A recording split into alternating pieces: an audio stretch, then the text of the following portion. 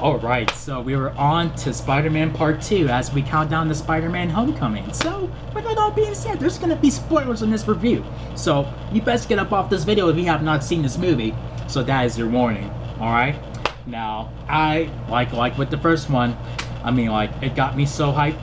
I mean, like, the hype was real after seeing that first movie. I mean, like, I was already a fan of Spider-Man prior to that, but after seeing that first movie, I became even a bigger fan, and this basically opened the doors to the superhero genre once again. I mean, like, Blade and X-Men helped us get there, but Spider-Man really knocked it down. That's where we started seeing superhero movies everywhere, left and right.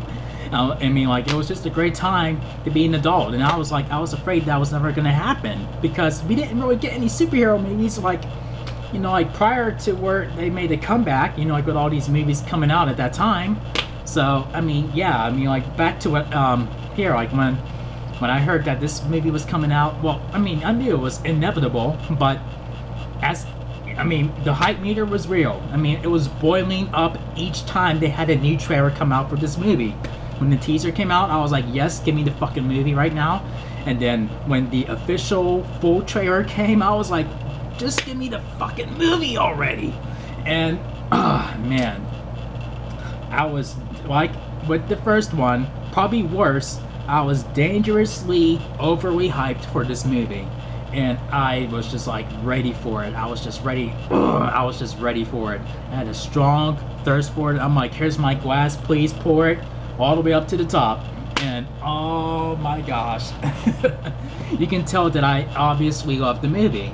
And it carried on very well from the first one, and it had, you know, well-balanced scenes where we see him as Peter Parker and him as Spider-Man. So it was like this is the most we've seen of him as Spider-Man in almost any other movie that I can think of. I mean, like, probably the first time we've seen more of him as Spider-Man. Since it's a sequel, they already developed his origins of how he got his powers and how he became Spider-Man. So we were past that, and here, you know, it was done really well, and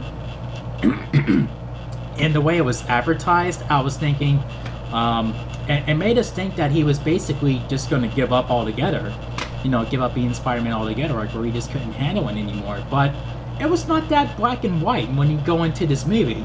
Like here, he is like super stressed, trying to keep 2 jobs, trying to get to school on time, and basically trying to live up to his word with Mary Jane, where he said he would go see her play, and he never gets there in time, doesn't get to class in time, and he's not doing so well in this, you know, having 2 jobs, and gets fired from 1 job, and it's just all hitting him, like where he to the point where his powers are acting up, where he was that extremely stressed out.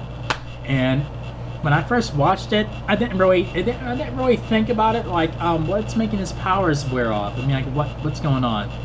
But clearly, it's like all that stress that he's been basically having, so he's not able to balance out his life as Peter Parker and Spider-Man. And I thought you would think that he was going to give up at that point, but when his powers were acting up and to where they eventually stopped working, I guess he thought, okay, so what's the point of going on anymore? My powers don't work, I can't climb on walls or whatever, and I guess he just tried to accept the fact that, you know, I guess his days as Spider-Man are gone. And then they have that moment where he is with, you know, his Uncle Ben in the back of his mind, where I guess that was his chance to basically get his powers back, but he chooses not to. I guess that's what that scene was.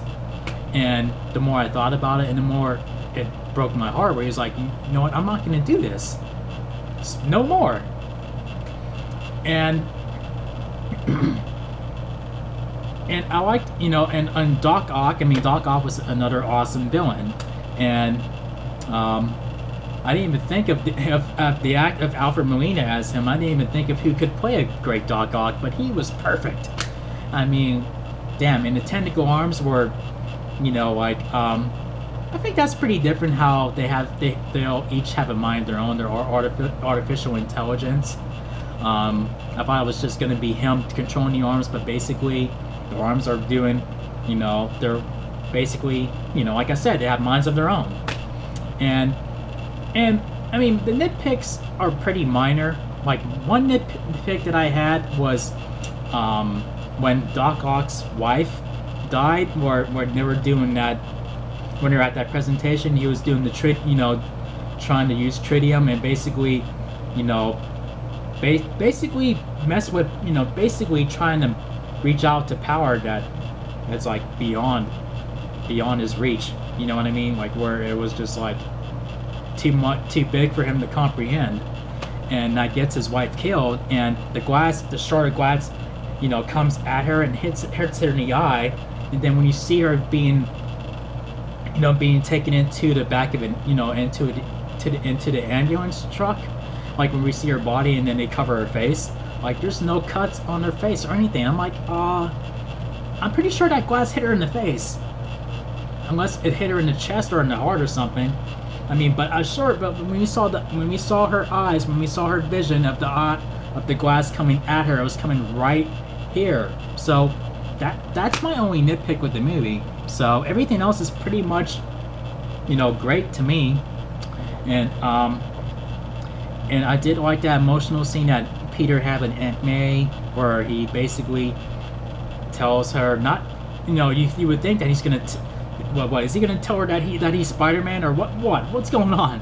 But no, he basically tells her that that I guess he is responsible for their uncle, you know, his Uncle Ben's death, saying that saying of how he could have stopped the, you know, the person who killed Uncle Ben, but he didn't, and because of him being irresponsible and letting him go, that's why, you know, Ben is dead. And that was a lot for her to take in. And man, I mean, what a way, like, you know, like this, when you think Sam Raimi doesn't rip your heartstrings out enough, and he kind of did that again with this scene, but for me at least. And then I liked how, you know, like Peter's friendship with Harry is kind of dwindling to the point where it's like Harry can't trust him. It's like Harry thinks of Peter as a, you know, like sort of like a traitor in a way, because, you know, he takes pictures of Spider-Man and he won't tell him who he is and whatnot. And then there's that, and, you know, Harry's just becoming more vengeful and more vengeful, and he's like thirsty for revenge. And man, and then when and then there's that awesome moment where, you know, like where Peter has a couple moments where he sees someone in help, and one time he does not help, and the second time he does, without any powers whatsoever. He helps a little girl get, you know, out of that burning building. I mean, I guess some of that, I guess he would have either been injured or not, or like, or basically dead, you know, during that sequence, I guess. I don't know, I had no problem with it. But and then they made it more realistic, where they said someone else was trapped on the, you know, like on another floor in that building, and they never made it out. And, you know, that's basically, you know, like weight on his shoulders, like where, you know, like he didn't have the power to save them. If he had his powers, he could have saved everyone in that building, you know what I mean? But and then his Aunt May gives him that, you know, that awesome speech about how we have to give up the things we want the most, and you know, like in order to do the right thing. And I guess that's the push that he needs to try to get back to being Spider-Man. And, you know, and then his powers start to come back in motion, and we get to an awesome third act. And then Spider-Man fights Doc Ock on the train. That's like it's probably like one of the best action sequences ever. Like, to where they're fighting on the train, Doc Ock keeps knocking Spider-Man off the train and grabbing civilians and throwing them around for Spider-Man to save. And then he makes the train go faster, and then he just basically breaks the lever where there's no slowing it down or anything. And then Spider-Man's put in a tough position where he has to stop the train. And then it comes to a point where he has to take his mask off. I mean, it's a relief for Peter that nobody knows who he is, because Peter Parker is basically a nobody, because nobody on that train knows him as Peter Parker. So that's kind of convenient. And but the way that scene was, it was just phenomenal. Like, man, I mean, I can watch that scene over and over again. That's how much I loved it. And it has a bigger impact than the first movie did, where Spider-Man had to save Mary Jane and the little kids in the trolley. I mean, this was a much bigger impact than that, where the people of New York are basically on his side. They're more on his side. I mean, like in that first movie, that was done good, but it was just like for a split second. But here, they put more art into this, in this scene, like where Spider-Man basically wears himself out by trying to stop the train, and then they carry him into the train, to make sure he doesn't fall off the train. And I mean, that's the least they can do. It's like saying, we won't tell anybody we saw your face. And that was done pretty good. And to where they, like, even though, I get the message of how they're standing up to Doc Ock, where he comes back to basically get Spider-Man, and then they're all standing up to him. Even though that was funny, even though that was silly and pretty funny to watch, I mean, it was funny that they're all trying to stand up to him, like, because they have no chance of fighting Doc Ock. But the fact that they are willing to risk their lives for Spider-Man, just like as he did for them, I mean, that's a pretty powerful message there, though. And then we get to that moment where they showed in the trailer where Harry has Spider-Man right where he wants him, and he's getting ready to unmask him. I didn't know where it was going to go then. I was just like, oh man, the anxiety. But basically he sees that it's Peter, and he's like bombarded. He is like off guard. He's just like, he feels ultimately betrayed, like when he sees that it's Peter, like, how could you? You killed my father. And then we get to a pretty decent, climax of the third act.